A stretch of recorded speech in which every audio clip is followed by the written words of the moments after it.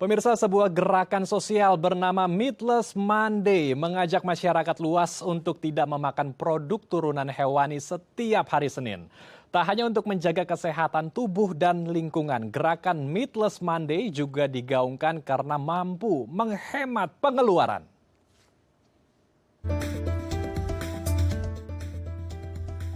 Didirikan pada tahun 2021, komunitas Meatless Monday Indonesia mengajak warga untuk tidak makan produk turunan hewani setiap hari Senin. Hal ini bertujuan untuk menjadikan hari Senin sebagai hari menjaga kesehatan tubuh dan menjaga lingkungan yang berkelanjutan.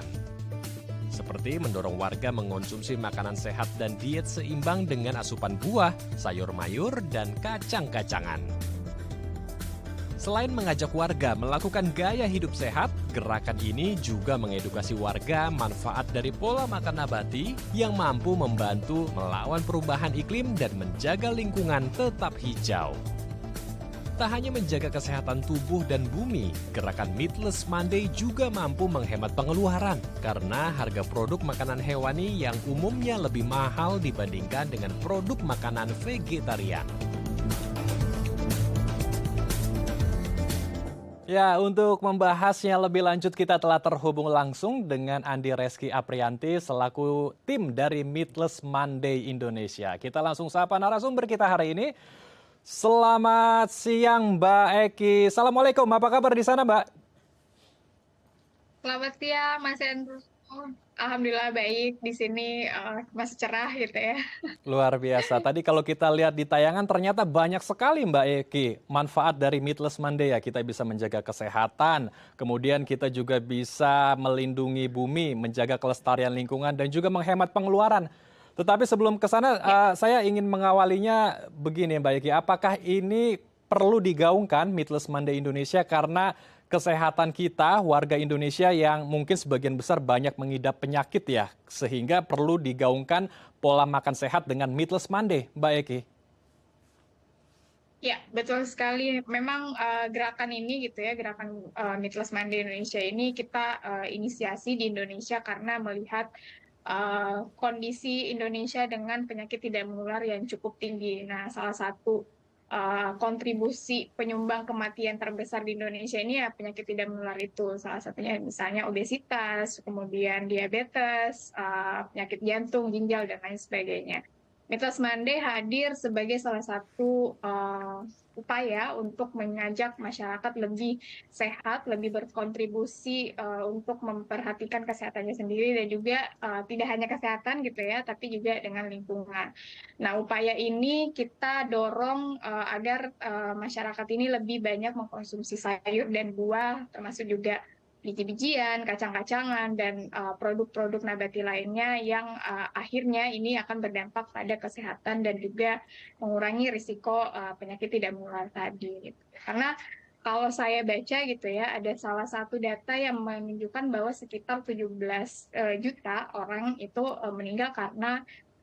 meninggal di bawah umur 70 tahun karena penyakit tidak menular ini. Jadi sebuah data yang sangat mencengangkan gitu ya, dan ini menjadi perhatian Meatless Monday, gerakan Meatless Monday Indonesia agar orang-orang bisa lebih menjaga kesehatannya mulai dari dini. Seperti itu, Mas Andrew. Baik, jadi ini untuk memperbaiki salah satu ya cara untuk memperbaiki pola hidup kita agar menekan juga berbagai krisis kesehatan yang ada di tanah air kita tercinta. Baik. Nah, pertanyaan saya selanjutnya ini menarik sekali. Kenapa Monday? Kenapa Senin? Kenapa tidak di hari Jumat, Sabtu atau Minggu bahkan di hari weekend ya? Dimana biasanya kalau weekend kita kan biasanya hangout keluar bersama teman-teman, nongkrong di sana sini dan makannya lebih susah diatur begitu. Kenapa di hari Senin, Mbak? Kenapa tidak di hari-hari terakhir kita beraktivitas Jumat, Sabtu, Minggu? Mbak Eki. Ya, ini pertanyaan yang sering sekali dipertanyakan gitu ya kalau ketika orang mendengar gerakan Meatless Monday karena ada Monday-nya. Ya, Hmm, betul sekali. Jadi memang kita punya di Meatless Monday ini satu tagline, skip meat once a week gitu ya. Jadi satu hari saja, yaitu hari Senin sesuai dengan namanya, Meatless Monday Indonesia Karena memang berdasarkan penelitian, orang kerap kali mau merubah pola hidupnya lebih baik, termasuk dengan gaya hidup sehat, dan salah satunya adalah Meatless Monday di hari Senin. Jadi di awal minggu itu kecenderungan orang untuk mengubah perilaku ke arah yang lebih positif itu lebih banyak atau lebih terdorong di awal Senin ini. Dan harapannya juga memang ketika Senin sudah berubah gitu ya di awal minggu, ini akan berdampak juga kepada hari-hari lainnya, keesokan harinya gitu ya. Jadi memang orang kerap kali memulai di awal minggu, yaitu hari Senin. Jadi ada scientific-nya, Mhm. scientific base kenapa Mitos Monday dilakukan di hari Senin. Seperti itu, Mas Andrew. Oke. Jadi dibuat di hari Senin agar bisa menularkan di hari-hari lainnya ya, Selasa, Rabu, Kamis, dan seterusnya. Luar biasa.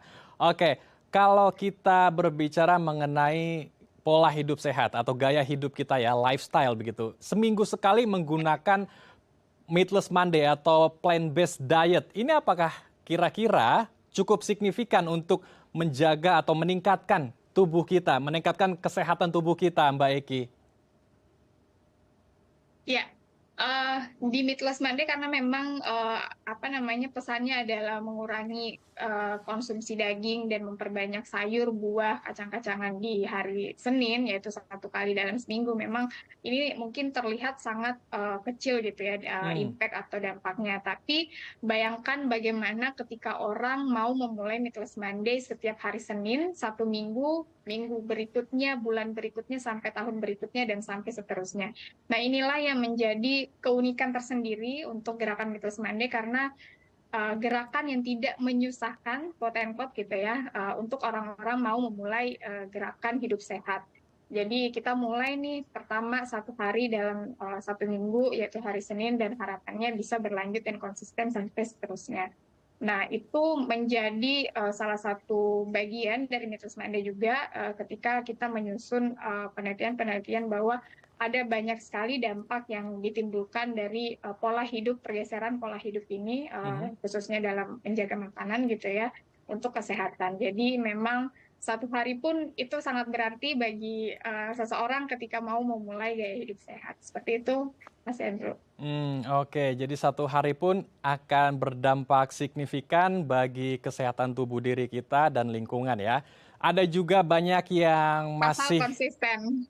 harus konsisten juga. Nah, ini konsisten yang saya ingin mau tanyakan juga. Banyak orang di luar sana, Mbak Eki, yang mungkin khawatir kalau cuma makan sayur-sayuran aja setiap hari, mengonsumsi biji-bijian atau produk turunan nabati, mungkin mereka bisa lemas, Mbak Eki. Aktivitasnya nggak bisa berjalan dengan produktif. Nah, ini bagaimana mematahkan persepsi seperti ini agar di luar sana tidak banyak yang menstigma bahwa plant-based ini akan membuat aktivitas kita tidak bisa berjalan dengan maksimal, Mbak Eki?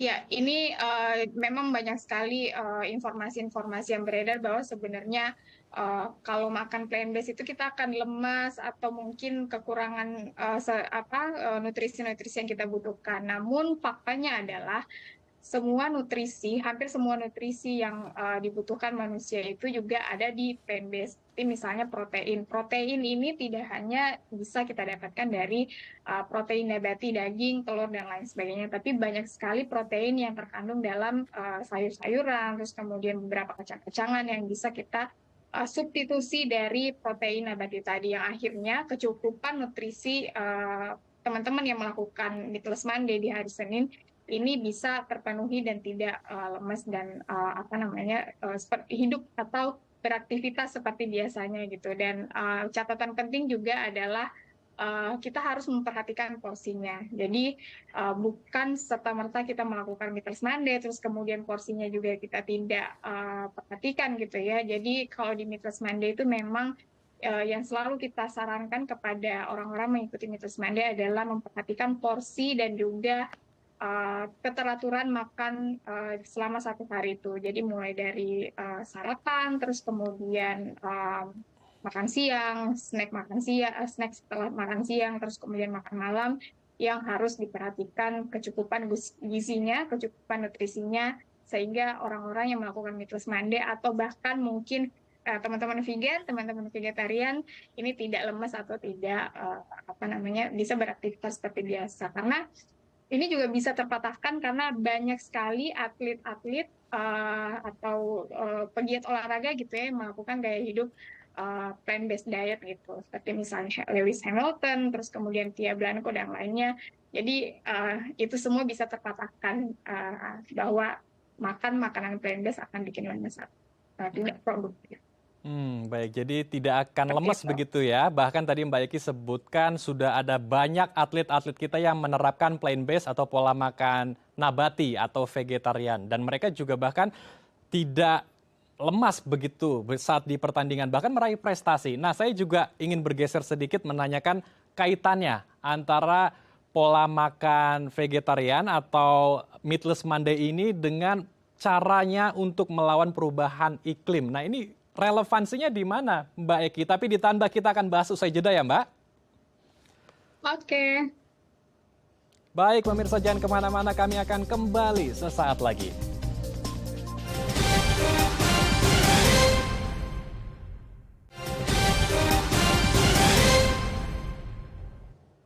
Terima kasih pemirsa Anda masih bersama kami di Halo Indonesia. Kita akan lanjutkan diskusi hangat kita bersama dengan Mbak Eki dari Meatless Indonesia. Meatless Monday Indonesia maksud kami.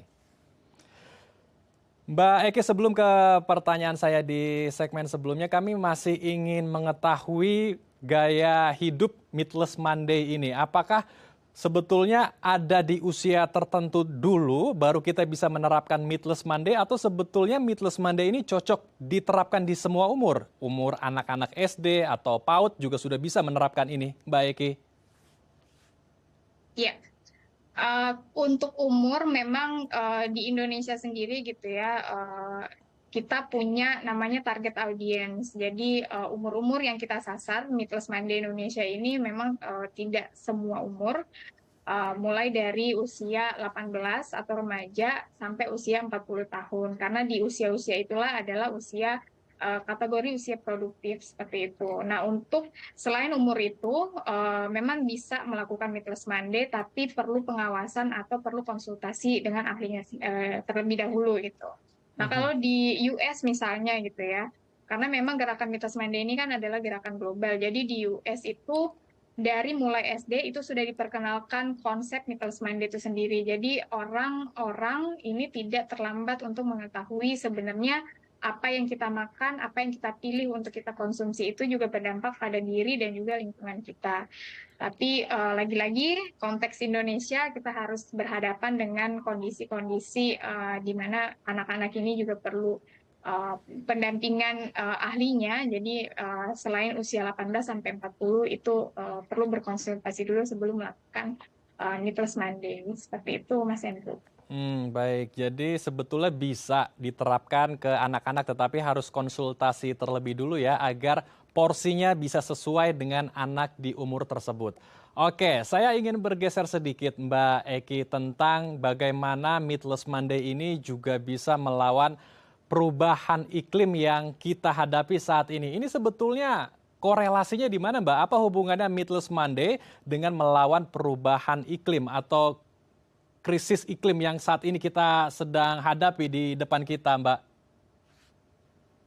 Ya, betul. Jadi memang tidak semua orang gitu ya, tidak banyak yang paham bahwa sebenarnya apa yang ada di meja makan kita itu berdampak dengan krisis iklim yang kita rasakan juga.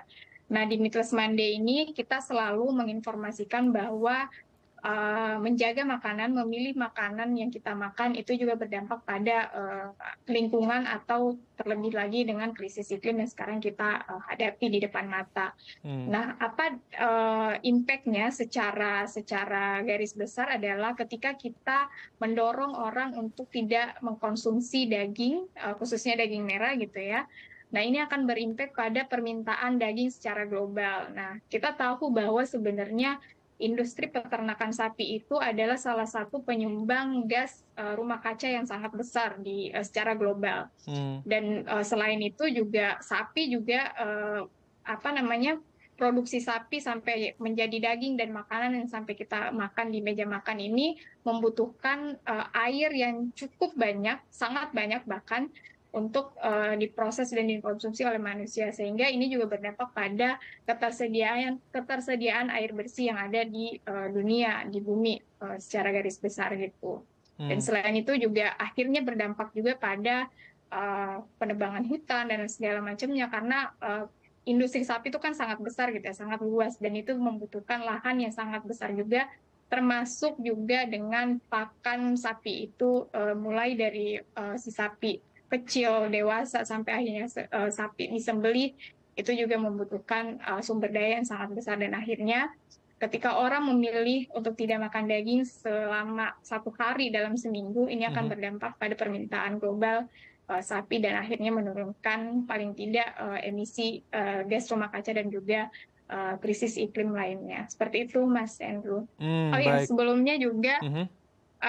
tambahan bahwa di Meatless Monday memang mungkin tidak hanya air, terus kemudian efek rumah kaca dan lain sebagainya, gas rumah kaca dan lain sebagainya, kita memiliki salah satu tools yang bisa diakses semua orang untuk melihat kalau saya misalnya meatless selama 1 tahun, satu orang Hmm. meatless selama 1 tahun, apa dampak-dampak yang saya berikan kepada bumi dan juga lingkungan. Nah, itu bisa diakses di Mhm. meatlessmonday.indonesia.com. Namanya Impact Outlet. Hmm.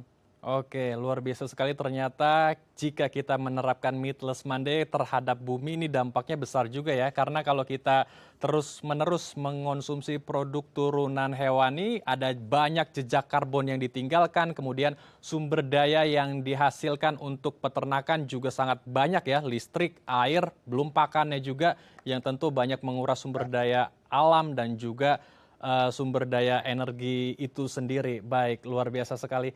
Lalu Mbak Eki, kalau misalnya kita mau memulai Meatless Monday, banyak orang yang bingung, ini mulainya dari mana dulu nih? Kan Mbak Eki juga sudah expert ya, sudah 2 tahun menerapkan Meatless Monday ini. Kalau ingin memulai, kira-kira ada tips dan trik nggak? Harus dari mana dulu nih Mbak Eki?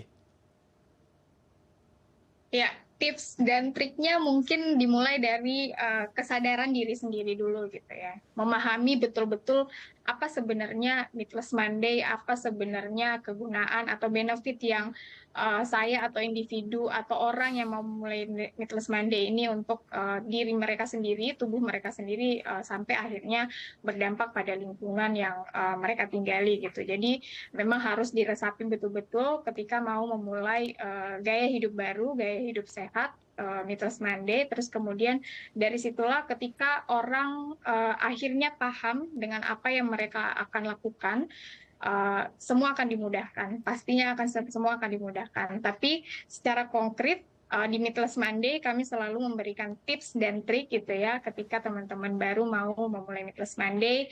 Dipersiapkan dulu, misalnya kalau memulai Meatless Monday minggu depan gitu ya, Mhm. sehari sebelumnya ya mungkin Jumat atau di akhir pekan sebelum Senin gitu, kita memulai untuk melis apa saja makanan-makanan yang akan kita makan dalam 1 hari itu. Karena memang dalam 1 hari mengurangi konsumsi daging dan menggantinya ke konsumsi sayur, buah, dan kacang-kacangan itu orang baru mungkin agak sedikit sulit. Tapi ketika kita mau memulai merencanakan makanan-makanan, menu makanan yang akan kita makan selama 1 hari itu, Mhm. akhirnya bisa lebih terjaga apa yang akan kita makan selama 1 hari.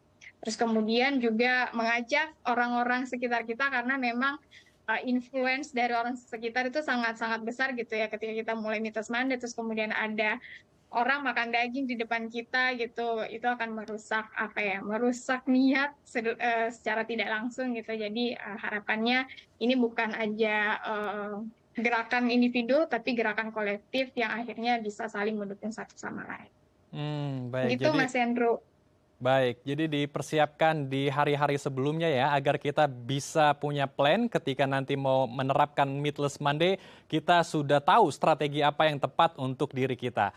Saya dengar Mbak Eki juga sudah menerapkan Meatless Monday ini kurang lebih 2 tahun ya. Boleh diceritakan Mbak suka dukanya seperti apa dan apa perubahan signifikan yang Mbak Eki alami selama menerapkan Meatless Monday ini? Ya, memulai Meatless Monday itu memang dari awalnya tidak apa namanya makan lebih lebih bebas gitu ya, dan akhirnya sampai ke Meatless Monday atau flexitarian itu proses yang sangat panjang gitu ya, mulai dari apa tidak konsisten sampai konsisten dan Mhm. akhirnya konsisten itulah yang membuat ada perubahan walaupun tidak secara signifikan karena masih baru gitu ya. Tapi setidaknya ada perubahan yang terjadi dalam diri saya sendiri gitu. Misalnya mungkin dulu sukanya rebahan atau lemes segala macam gitu. Karena mungkin makan yang sehat ngerasanya lebih tenang, lebih sehat dan lebih produktif dan akhirnya ini juga berdampak pada kulit gitu ya Hmm. secara tidak langsung. Karena ketika kita makan sehat, makan sayur dan buah khususnya gitu ya, itu akan berimpact pada kulit kita misalnya dulu beruntusan atau jerawatan gitu dan akhirnya karena asupan nutrisi dari sayur dan buah itu bisa berpengaruh pada kurangnya jerawat atau kurangnya beruntusan dan akhirnya juga lebih segar rasanya.